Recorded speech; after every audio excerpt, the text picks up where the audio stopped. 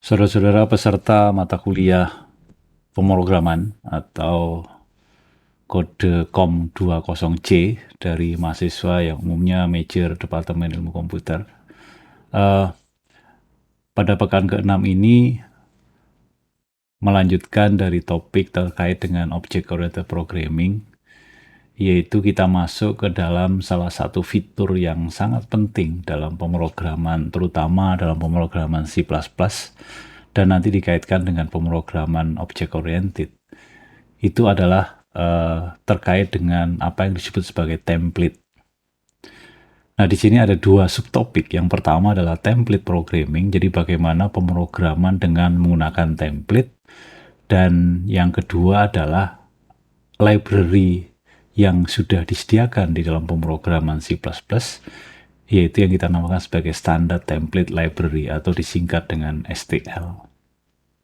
Nah, apa sih sebenarnya template itu? Template itu kan dalam bahasa sehari-hari, makna dari template itu kan sebenarnya adalah cetakan. Jadi kalau Anda misalkan menulis naskah dengan misalkan menggunakan Office Word ya, itu kan Anda bisa meng-create suatu dokumen dengan menggunakan template. Misalkan kalau Anda menggunakan template berupa brosur, maka nanti akan diberikan pilihan-pilihan dan Anda tinggal ganti tulisan-tulisannya saja. Atau membuat slide, itu kan ada template-nya. Apakah slide ini untuk proposal, apakah slide itu untuk pendidikan, penyampaian ide dan segala macam, itu kan sudah disediakan template-nya dan kita tinggal pakai dan tinggal ganti judulnya apa, sehingga kita tidak perlu lagi aspek mendesain. Jadi template itu seperti itu. Nah, bagaimana template itu di dalam pemrograman? Ide sederhana dari template dalam pemrograman ini sebenarnya adalah kita memungkinkan untuk mengirimkan tipe data sebagai parameter sedemikian rupa sehingga kita tidak perlu membuat kode atau menuliskan kode program itu untuk berbagai tipe yang ada yang berbeda. Sebagai contoh, misalkan kalau waktu itu kita dalam topik terkait dengan function overloading, misalkan Anda akan membuat fungsi, waktu itu adalah fungsi kuadrat ya. Anda kan kalau supaya fungsi kuadrat itu bisa menghitung kuadrat dari bilangan bulat, bilangan float, bilangan double, maka Anda harus membuat 3 fungsi. Walaupun nanti semua fungsi itu namanya sama, yaitu sama-sama kuadrat. Yang pertama adalah int kuadrat, kemudian argumennya int a. Yang kedua adalah float kuadrat, argumennya adalah float a. Dan yang ketiga adalah misalkan double kuadrat, argumennya adalah double a misalkan. Jadi Anda harus membuat 3 fungsi, supaya fungsi kuadrat itu bisa digunakan untuk mengolah atau untuk menghitung kuadrat dari bilangan bulat, bilangan float, maupun bilangan double. Gitu ya. Nah, di dalam contoh slide ini misalkan, kalau kita ingin membuat untuk menentukan bilangan terbesar dari 2 buah bilangan, maka supaya fungsi ini bisa menentukan bilangan terbesar dari bilangan bulat, bilangan float, maupun bilangan double dan sebagainya, atau juga mungkin char, maka ya kita gunakan prinsip waktu itu adalah seperti prinsip function overloading. Jadi buat fungsi sebanyak-banyaknya, dan ini saya kira tidak efisien. Kenapa kita tidak buat cetakannya aja dan tipe datanya itu dikirim gitu? Maka dari itu ide dari template itu adalah sebenarnya mengirimkan tipe data. Jadi yang dikirim itu adalah sebuah bilangan beserta tipenya. Sehingga kalau kita buat fungsi cukup 1 saja. Karena dalam fungsi itu menerima tipenya juga gitu. Itu kenapa di dalam template itu ide dasarnya adalah mengirimkan tipe data beserta nilainya sebagai parameter suatu fungsi. Jadi mirip seperti nanti kalau kita bahas tentang makro ya. Jadi template itu sebenarnya di-expand pada saat kompilasi, sedangkan makro itu kan harus diperiksa tipe datanya. Tapi kalau dalam function template ini, itu tipe data nggak diperiksa, itu nanti diperiksa pada saat dieksekusi. Jadi pada saat itu diekspansi. Kalau Anda mengirimkan int, mau ngirimkan bilangan bulat, maka otomatis fungsi itu nanti akan menyesuaikan sebagai bilangan bulat itu. Itu inti atau ide sederhana dari template ini. Jadi kenapa template itu dibutuhkan untuk dasar pemrograman yang generik? Jadi kalau Anda membuat program atau menulis kode program, maka program Anda itu bisa menerima atau bisa mengolah tipe data apa saja. Jadi nggak perlu membuat satu tipe data, satu kode tipe data yang lain, kode yang lain nggak perlu. Cukup satu saja. Dan tipe data itu akan dikirimkan sebagai parameter, kalau fungsi ya fungsi. Jadi sebagai contoh ini, kalau Anda ingin mengolah data menentukan bilangan terbesar dari dua buah bilangan, yang pertama adalah untuk bilangan bulat, maka Anda gunakan INT. Untuk double Anda gunakan double. Untuk char ya Anda gunakan char, kan gitu. Jadi ini function overloading, sehingga kalau kita mengirimkan bilangan bulat, maka yang akan dijalankan itu function yang argumennya INT. Kalau Anda kirimkan bilangan double, maka yang dikirimkan, yang diproses adalah function yang argumennya double. Demikian pula untuk yang char. Maka ini yang sudah kita bahas, dan ini adalah salah satu juga, prinsip juga dalam C++, yaitu function overloading. Nah, sedangkan kalau gunakan template, cukup Anda tuliskan satu fungsi.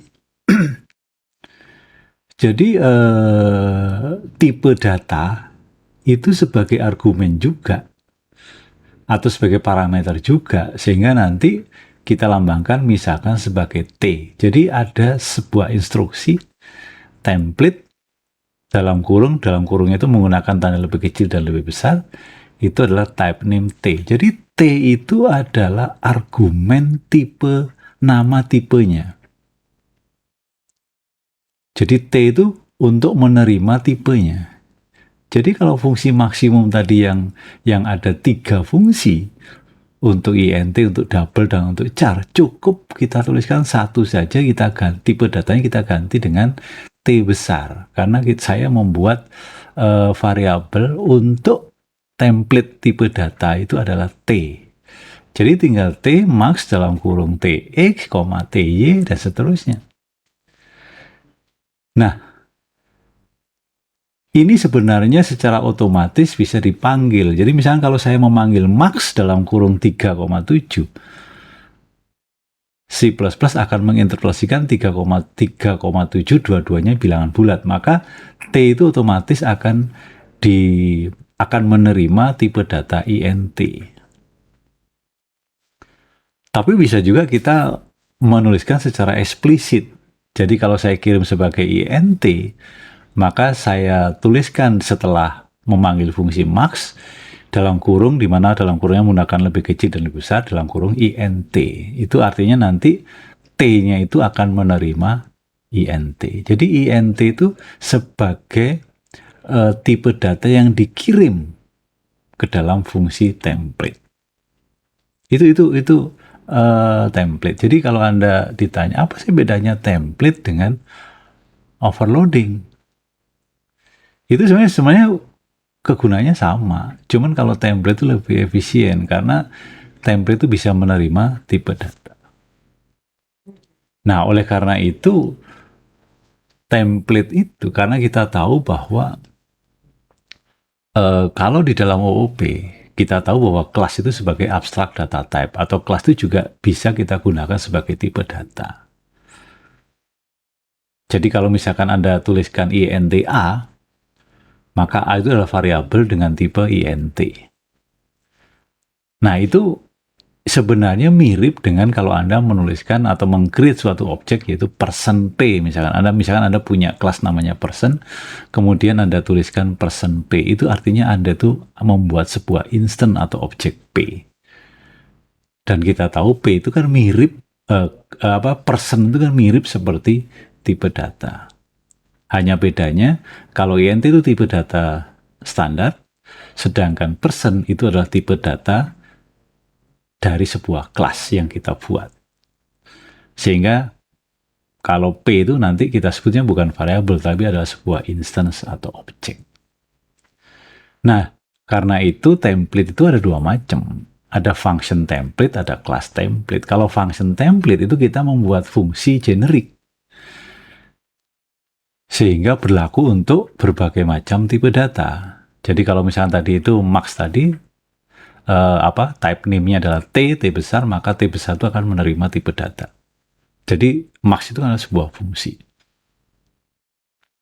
Tapi kalau class template itu sama dengan function template. Kalau function template kita membuat fungsi, kalau class template itu kita membuat sebuah kelas yang datanya atau atribut dari kelas itu bersifat generik. Jadi bukan merujuk kepada tipe data tertentu saja.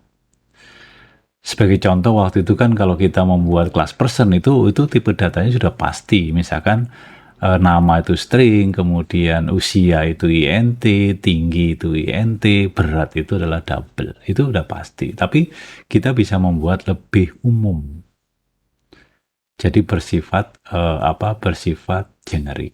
Itu nanti contohnya kalau kita misalkan membuat sebuah kelas array untuk mengolah tipe data array, kan isi dari sebuah array kan bisa macam-macam. Bisa int, bisa double, bisa float, bisa char, bahkan bisa string. Jadi sehingga Anda harus membuat sebuah kelas array itu nanti menggunakan template supaya nggak membuat banyak kelas untuk masing-masing tipe data, kan nggak efisien. Itu ya. Makanya dalam kehidupan kita sehari-hari dalam ngolah data itu ada namanya tipe data varian. Jadi dia bisa ngolah data jenisnya apa saja. Ini kira-kira contoh kelas template. Jadi saya punya kelas namanya myArray. Jadi myArray itu sebenarnya sama saja array biasa, tapi saya membuat sebuah kelas namanya myArray supaya nanti saya bisa memanipulasi array itu dengan menggunakan fungsi-fungsi yang bisa saya buat dan sederhana, bisa dipahami oleh orang lain. Misalkan dua buah array bisa saya jumlahkan. Saya bisa menghitung berapa ukuran array-nya dan sebagainya. Ini misalkan kita belum mengenal fitur-fitur yang lain dari C++. Jadi saya buat. Jadi sebagai contoh di sini kelas myArray itu Anda lihat bahwa isi dari array itu kan kita tahu array satu dimensi itu kan sama saja dengan pointer ke elemen pertama. Maka saya gunakan deklarasi array itu menggunakan pointer bintang. Tipe datanya apa? Nah, kalau saya gunakan int berarti nanti kelas ini hanya berlaku untuk int. Elemennya, elemen array-nya. Kalau saya gunakan double berarti saya membuat kelas array yang isinya elemennya hanya bilangan double. Saya pengen umum, bisa char, bisa int, bisa double, bisa float. Maka saya gunakan template, dalam hal ini adalah T. Jadi kalau sudah biasa seperti ini, maka kalau saya panggil atau saya create sebuah instance dengan menggunakan myArray, kemudian saya berikan tipe data untuk dikirim yaitu int dalam kurung lebih kecil dan lebih besar, maka otomatis kelas myArray saya itu nanti isinya adalah int. Jadi kelasnya hanya satu, tapi bisa Anda gunakan untuk berbagai tipe data. Itu yang namanya template, dan ini adalah kelas template. Nanti kita detailkan di dalam kuliah daring, kita tunjukkan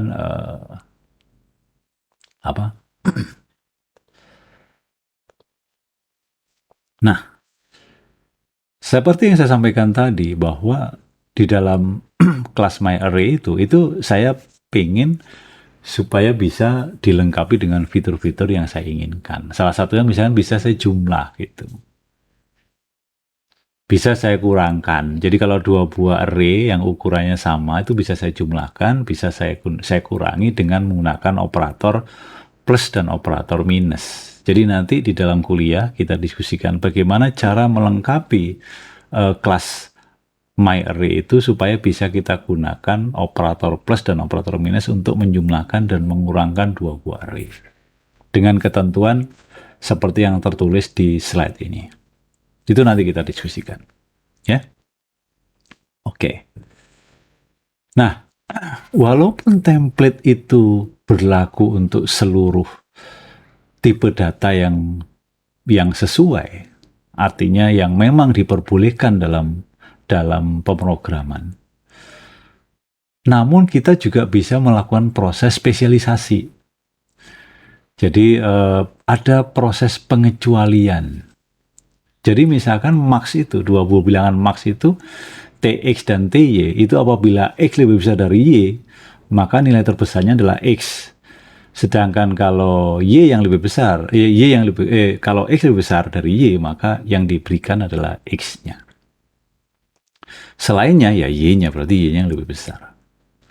Tapi saya ingin kecualikan untuk char. Kalau char itu saya pengen urutannya terbalik. Yang namanya lebih kecil itu adalah yang, jadi kalau A dan B itu saya anggap yang lebih kecil yang B gitu. Maaf, ini max ya, lebih besar.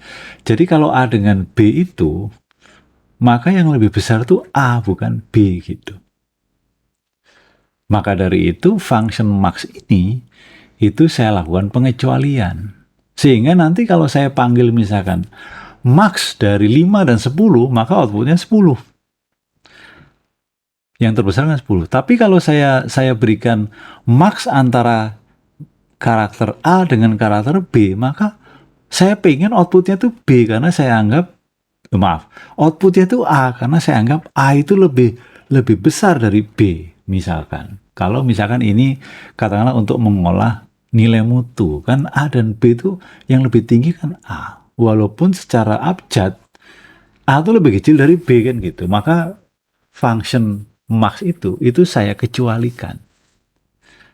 Jadi saya lakukan pengecualian sehingga kita tinggal tuliskan bahwa template dalam kurung empty, kurung kecil lebih besar itu tinggal kita tuliskan biasa. Jadi untuk char itu kita gunakan yang ini gitu. Tapi untuk selain char gunakan yang generik kan gitu. Itu pengecualian. Jadi kita masih bisa. Oke? Nah, kita paham bahwa tadi seperti yang saya sampaikan bahwa kelas itu sebenarnya merupakan abstract data type. Jadi yang Anda buat sebagai template itu tidak hanya tipe data, tapi juga sebuah kelas juga Anda bisa gunakan tipe data. Jadi kalau sebelah kiri, contoh sebelah kiri, itu template kelas T, itu bisa aja. Atau template type name T. Jadi kalau yang atas itu kelas T-nya, yang bawah itu type name T. T itu adalah tipe data. Itu sama saja. Karena kelas dan tipe data itu kan dua hal yang sebenarnya identik ya. Bukan identik sebenarnya mirip lah. Karena kelas itu kita bisa perlakukan sebagai abstract data type. Dan Anda juga bisa memberikan template untuk dua buah tipe data yang beda. Yang satunya Anda lambangkan dengan A, yang satunya Anda lambangkan dengan B, seperti contoh di kotak sebelah kanan. Jadi saya membuat kelas foo untuk elemen data A dan B huruf kecil, itu tipe datanya beda-beda, tergantung dari memanggilnya nanti. Jadi itu antara type name dan class itu bisa saling dipertukarkan. Oke, nah itu tadi tentang template. Nah sekarang kita lanjutkan dengan apa itu STL atau Standard Template Library. Standard Template Library itu atau STL itu sebenarnya adalah sekumpulan template class. Jadi sekumpulan kelas yang berisi fungsi dan struktur data untuk pemrograman generik. Jadi Anda itu sudah nggak perlu lagi membuat template. Kalau tadi kan max itu saya buat template-nya. Function max itu saya buat template functionnya. Kemudian kelas foo saya buat template kelasnya. Nah sekarang C++ atau pemrograman OOP dalam C++ ini itu sudah tersedia berbagai macam template di dalam sebuah library. Itu kenapa namanya STL, yaitu Standard Template Library. Jadi nanti kalau Anda belajar struktur data, nanti belajar tentang stack, tentang list, tentang queue, the queue, dan segala macam antrian itu sudah nggak perlu lagi pemrogramannya susah-susah, karena sudah ada template-nya, tinggal Anda pakai. Array misalkan, array itu sudah tersedia template-nya. Dan berbagai macam. Oleh karena itu, Kalau kita membuat program dengan C++ ini, atau nanti dengan Java, maka kita jangan melepaskan diri dari referensi yang ada. Itu Anda bisa baca di internet referensinya.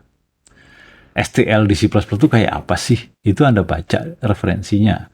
Di sini saya contohkan ada di www.cplus.com/reference/stl. Ini tinggal buka aja, itu banyak penjelasan tentang STL. Nanti di Java lain lagi referensinya seperti apa. Namun intinya bahwa STL dalam pemrograman ini, khususnya C++ ini, itu ada 4 komponen. Ada 4 komponen. Yang pertama, itu adalah algoritma. Yang kedua adalah containers, yang ketiga adalah iterators, dan yang keempat function.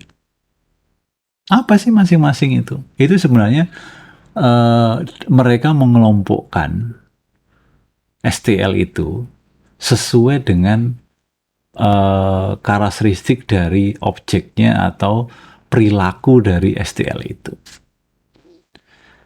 Jadi yang pertama, namanya saja adalah algoritma.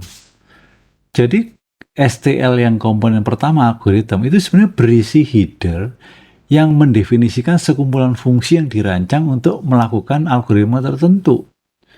Jadi misalnya kalau Anda akan mengurutkan data sort dari sebuah array, maka Anda nggak perlu buat fungsi. Cukup gunakan aja STL ini, karena sudah ada. Sudah dibuatkan algoritmanya, Anda tinggal pakai. Atau mencari, search. Sudah ada, Anda tinggal pakai. Kemudian manipulasi array dan sebagainya. Itu tinggal pakai. Nah, di slide ini saya berikan contoh STL algoritma. Nah, karena STL algoritma itu merupakan header untuk definisi berbagai fungsi, maka kalau Anda mau pakai, ya Anda harus include headernya algoritma di awal. Jadi header filenya adalah algoritma, kita panggil. Kemudian kalau Anda punya array, misalkan A, maka kalau mau sort ya tinggal panggil aja sort dalam kurung A, A plus size. Itu berarti mengurutkan data dari mulai pointer awal sampai sebanyak ukurannya. Jadi kalau misalnya di sini ada 158967342 itu misalkan ada 10 elemen array, maka ya 10-10-nya diurutkan dari kecil ke besar. Kan gitu aja. Tinggal panggil sort. Bagaimana Pak kalau mau ngurutkan dari besar ke kecil ya? Ini nanti lihat referensinya gimana caranya gitu. Saya pun juga kadang-kadang nggak hafal. Maka dari itu kalau saya membuat program, saya selalu buka referensi. Nggak bisa main hafalan. Ini kan sebenarnya teknis saja. Yang penting tuh bukan di sini kan memprogram tuh. Memprogram itu sebenarnya algoritmanya seperti apa. Tapi STL ini kita gunakan nanti dalam pemrograman OOP karena banyak sekali kita tidak perlu mengimplementasikan fungsi-fungsi yang sebenarnya sudah ada gitu. Jadi makin menuju zaman sekarang itu pemrograman itu sebenarnya makin mudah. Tapi teknisnya ya, nulis programnya makin gampang. Yang susah itu adalah problem solvingnya gitu. Makanya kalau ada praktikum kan sulitnya kan problem solving. Ini gimana ya caranya ya kan paling gitu. Tapi kalau sudah tahu, oh harus dibinikan, maka nulis programnya kan gampang. Apalagi dengan adanya STL semuanya sudah tersedia. Yang kedua adalah container. Container itu apa? Container itu nanti juga merupakan kelas. Itu menyimpan objek dan data yang merupakan implementasi dari struktur data. Jadi kalau Anda akan menyimpan data dan objek, itu dengan menggunakan struktur apa? Itu gunakan aja container dalam STL. Misalnya kalau Anda mau simpan dalam bentuk vektor, dalam bentuk list, dalam bentuk stack, dalam bentuk set, dalam bentuk map, itu nanti apa masing-masing, itu nanti kita pelajari dalam struktur data. Tapi intinya Anda dimudahkan. Jadi vektor itu misalnya seperti array. Kalau set itu seperti himpunan di matematik, jadi unik dan sebagainya. Itu nanti saya tunjukkan beberapa contoh. Kemudian yang ketiga, STL itu isinya adalah iterator. Iterator itu seperti pointer. Jadi nanti kalau dalam ngolah array itu Anda nggak usah peduli dengan ini elemen ke 0, elemen ke 1, maka tinggal Anda main pointer aja. Dari sini ke sini, dari awal ke akhir, kemudian geser ke kanan, plus, kemudian atau next, atau balik ke sebelumnya. Itu berupa petunjuk atau pointer saja. Sehingga operasi dari iterator itu ada begin, yaitu adalah menunjuk di awal elemen awal. N itu bukan elemen terakhir, bukan elemen akhir ya, N itu. N itu adalah pointers ke setelah elemen terakhir. Jadi di buntutnya. Jadi kalau ada array misalnya 135, begin itu menunjukkan ke 1. Begin itu menunjuk ke elemen pertama yaitu 1. Tapi N itu bukan menunjuk ke elemen 5 atau elemen terakhir, bukan. Tapi menunjuk ke elemen setelah N. Setelah 5. Itu N. Itu hati-hati tuh. Kemudian advance itu adalah seperti increment lah gitu, next dan segala macam. Itu nanti kita bisa Anda pelajari di referensi dari STL.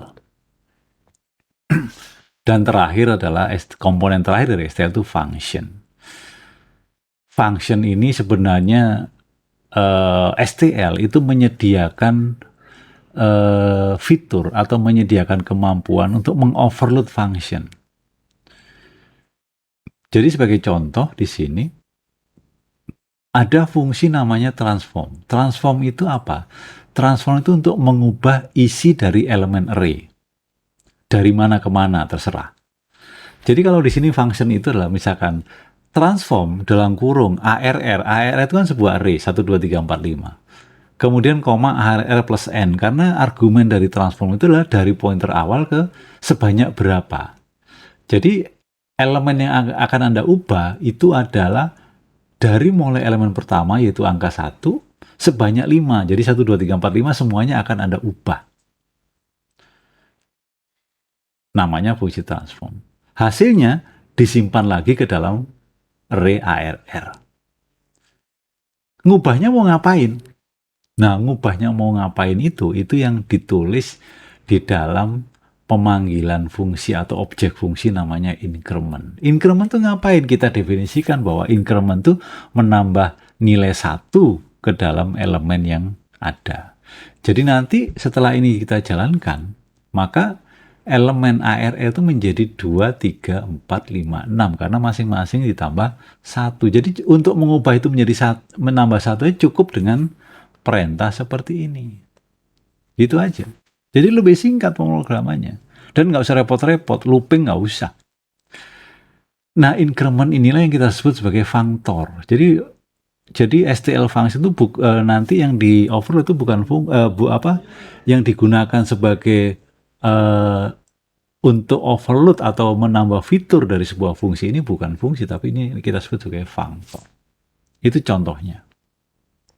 Nah, nanti ini juga dipakai, misalkan kalau saya ingin mengurutkan data dari besar ke kecil gimana? Gunakan functor. Functornya apa? Kalau nggak salah ada namanya greater, yaitu lebih besar. Itu nanti bisa kita contohkan dalam kuliah daring nanti. Ini penjelasan ini, materi ini hanya konsep-konsep saja. Oke. Supaya lebih jelas, saya akan memberikan beberapa contoh STL. Yang pertama adalah STL namanya set. Anda ingat set itu adalah masuk dalam STL komponen containers. Karena Anda akan menyimpan data dengan aturan apa yang disebut sebagai set. Set itu apa sih? Set itu seperti himpunan dalam matematika. Jadi himpunan nilai unik dengan tipe data tertentu. Jadi kalau misalkan nanti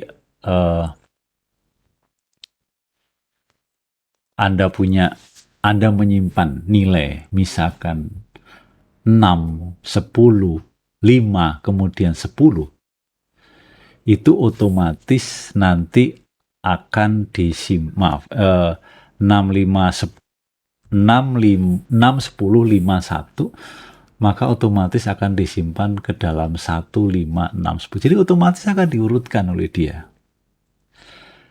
Dan elemen dalam set itu nggak boleh ada yang sama, karena himpunan nilai dalam set itu harus unik. Jadi kalau Anda akan simpan 6, 10, 5, 1, 1, ya satunya akan diambil cuma satu saja. Gitu ya. Maka itu adalah set. Jadi set itu mirip seperti array, mirip seperti vektor, tapi elemennya tidak ada yang double. Dan jadi artinya harus bersifat unik. Ini akan sangat cocok kalau untuk mengolah data yang untuk menentukan ada atau tidak saja, ya. Jadi itu set. Contohnya nanti ada di dalam slide ini. Seperti ini misalkan set int S1, itu berarti Anda membuat tipe data set isinya int. Kemudian set int S2 sama dengan 6, 10, 5, 1, berarti Anda akan menyimpan himpunan, disimpan ke dalam objek S2 dan isinya 1, 5, 6, 10. Otomatis diurutkan dari kecil ke besar. Ya, itu adalah set.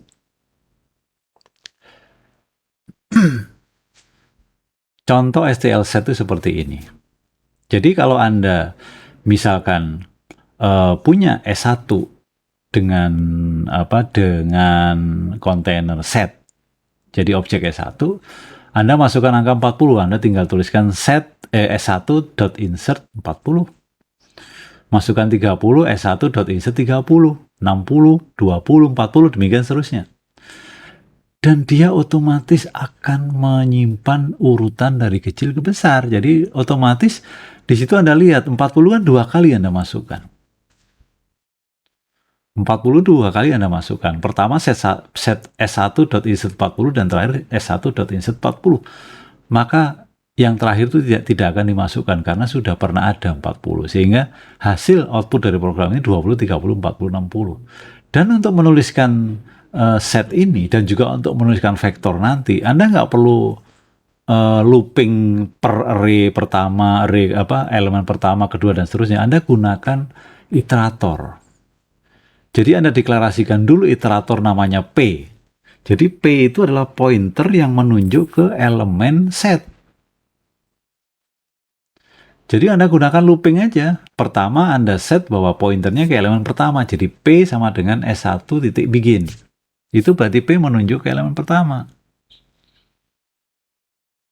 Kemudian P tidak sama dengan S1.n, kurung buka kurung tutup. Maka itu artinya, ya berarti kita lakukan looping sepanjang P-nya itu belum di akhir dari elemen set itu. Kan gitu. Ya. Kemudian kita menampilkannya ya cout bintang P. Kemudian untuk menggeser pointernya ke kanan, kita tinggal berikan plus plus P. Gitu ya. Semoga ini bisa dipahami.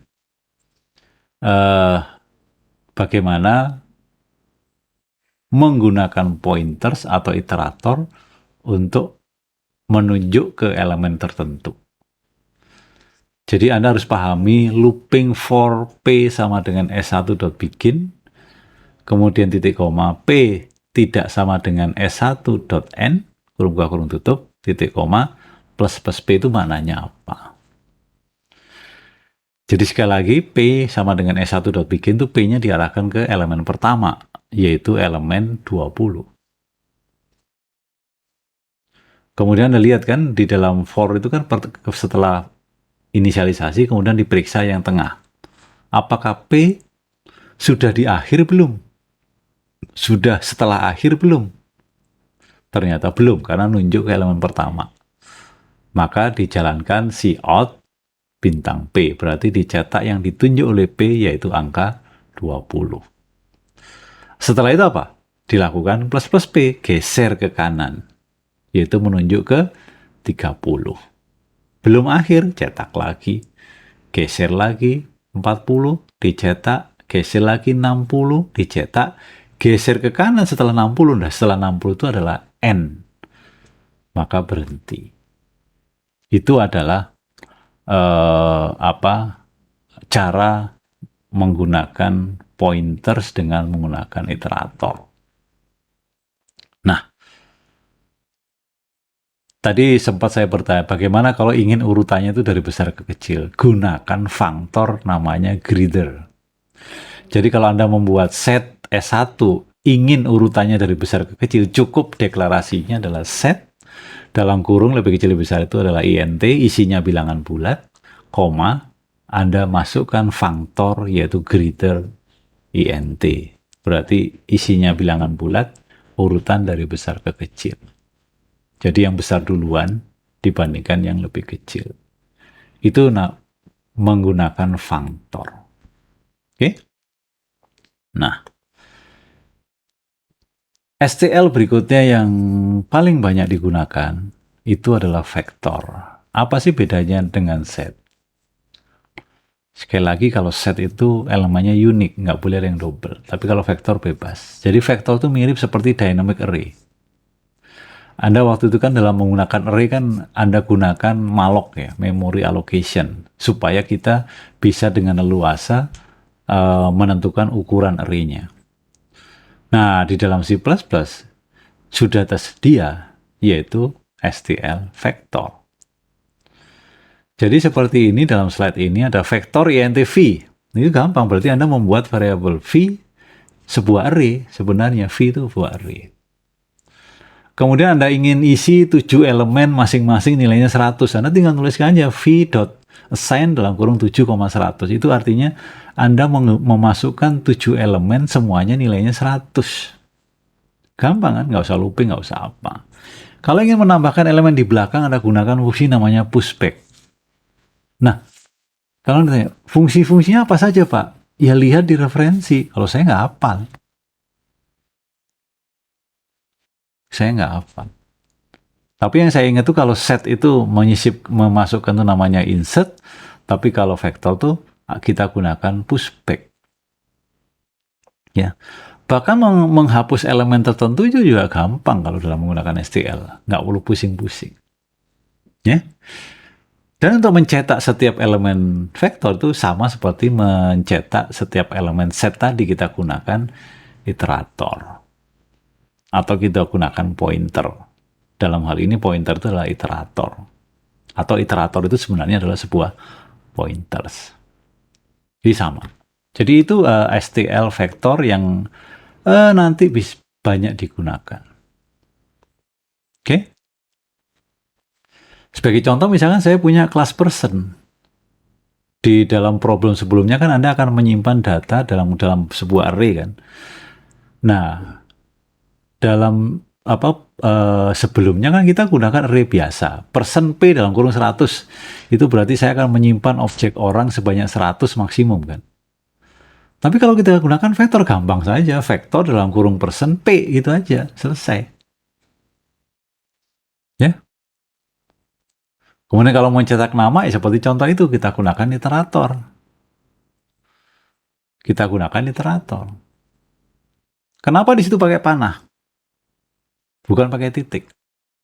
Saya kira Anda bisa menjawab itu. Karena ini sudah dijelaskan pada saat kita membahas tentang struct di dalam dasar algoritma dan dasar pemrograman semester sebelumnya. Itu kenapa mata kuliah ini tuh punya prasyarat, Anda itu harus lulus dasar pemrograman sebelumnya gitu. Ya. Itu adalah contoh penggunaan vektor untuk class person. Satu lagi yaitu pair. Pair apa aja? Bacanya apa ini? Pair, pasangan. Nah, kalau ini merupakan salah satu utility di dalam STL C++. Jadi di dalam function itu dalam function itu ada functor dan ada utility. Kalau utility itu adalah sebenarnya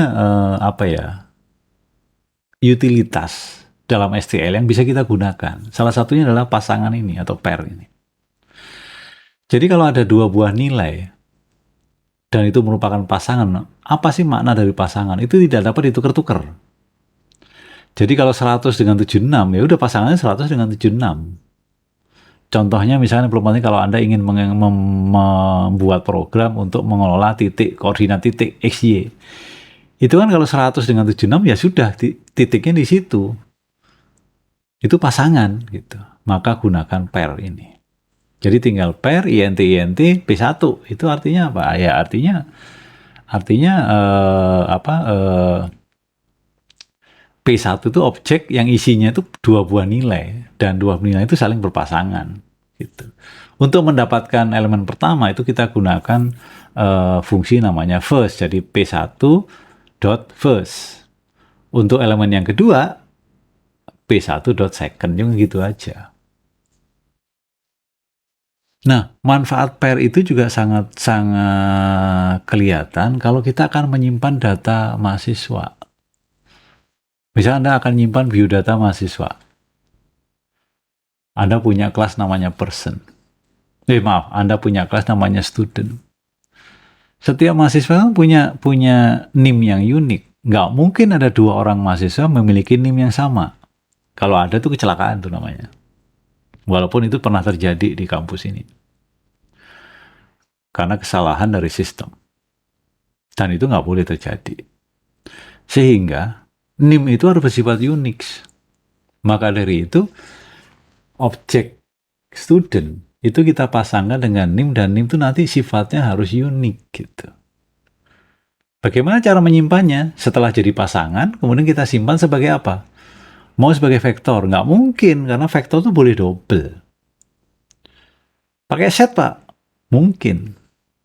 Kalau pakai set, mungkin. Tapi masih rumit. Maka dari itu, disediakanlah apa yang disebut sebagai STL map. Kenapa? Kalau map itu memang cirinya adalah dia himpunan elemen, di mana elemen itu terbagi jadi dua bagian.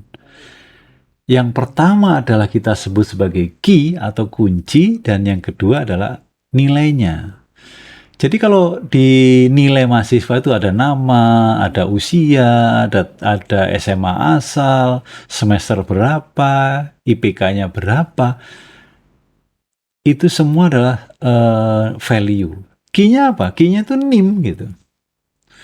Nah, maka dari itu untuk mengimplementasikan data yang terdiri dari NIM dan nilai mahasiswa, itu sebaiknya kita gunakan map. Sintaksnya untuk STL map itu atau tipe objek map itu adalah map dalam kurung kecil besar, diawali dengan key-nya tipenya apa, dan kedua value type-nya apa. Jadi nanti kalau Anda ingin membuat kelas kelas untuk student tadi, maka map-nya adalah key-nya string yaitu NIM, dan value-nya adalah student. Tapi di sini contoh sederhana aja, Anda punya NIM dan nama, jadi hanya dua saja, NIM dan nama. Maka NIM-nya kan unik.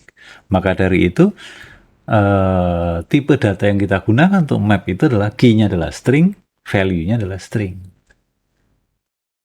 Objeknya ST. Jadi kalau Anda ingin memasukkan NIM dengan nama siapa saja, misalnya G6421005, namanya siapa saja, Anda masukkan ke dalam objek ST, Anda gunakan fungsi insert. Nah, yang di-insert apa? Itu Anda anggap sebagai pasangan. Pasangannya itu antara NIM dengan nama. Dan keistimewaannya dalam map ini, otomatis dia akan mengurutkan datanya itu dari kecil ke besar berdasarkan key-nya. Jadi nanti Jipeong, ini kenapa saya kira Anda kenal nama Jipeong itu ya, ini ada film drama Korea dia. G6421002 itu akan duluan. Jadi nanti kalau di print itu elemen pertamanya adalah G6421002. Elemen berikutnya adalah yang 00. Jadi otomatis terkurut dia. Jadi kita nggak perlu pusing-pusing membuat prosedur untuk sorting dan sebagainya. Ya, itu beberapa STL dari banyak sekali STL yang harus Anda pahami. Dan kita nggak mungkin menjelaskan satu persatu karena fokus kita sebenarnya adalah object-oriented programming. Jadi silakan Anda mengeksplor sendiri, belajar sendiri dari internet, karena sebenarnya sumber belajar untuk pemrograman itu sangat banyak. Kuliah itu hanya sebagian kecil saja untuk membuka jalan Anda mempelajari yang detailnya. Terakhir ini untuk latihan kuliah nanti adalah Anda mengimplementasikan membuat sebuah program untuk membaca data mahasiswa yang terdiri NIM, nama, dan IPK. Dengan deskripsi seperti ini, dan NIM itu sebagai key yang unik. Jadi nggak mungkin ada NIM double. Atau NIM sama untuk dua objek yang beda, itu nggak mungkin. Nah, sekarang bagaimana Anda mengimplementasikan ini, STL-nya apa, dan bagaimana codingnya, coba Anda pikirkan, dan nanti kita akan bahas pada kuliah daring yang akan datang. Saya kira demikian topik tentang template ini, dan jangan lupa baca referensinya, buka internet, dan pelajari semua, karena di sana juga banyak contoh dan Anda coba, Anda oprek, sehingga Anda paham bagaimana perilaku dari setiap STL ini. Saya kira demikian. Terima kasih. Sampai di kuliah daring yang akan datang.